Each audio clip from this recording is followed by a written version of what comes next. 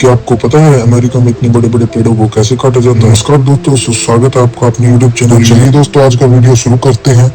तो देखिए, एक कर्मचारी बड़ी मशीन के द्वारा पेड़ के ऊपर चढ़ा हुआ है, बड़ी सावधानी से काट रहा है। नीचे उसकी टीम सुरक्षित, सभी ने सेफ्टी जैकेट पहन रखी है और सभी जगह पर बैरिकेड लगे। जो पेड़ का हिस्सा कट कर नीचे गिरा है, उसे व्यक्तियों द्वारा उठाकर ट्रॉली में डाला। देखने में बहुत शानदार था। तो अमेरिका के बारे में ऐसी वीडियो देखने के लिए हमारे यूट्यूब चैनल को सब्सक्राइब करें, लाइक करें, कमेंट करें और नए नए आइडिया शेयर करें, ताकि हम आपको अमेरिका की ऐसी खूबसूरत चीजों को और अनोखी चीजों को आपको दिखाते रहे।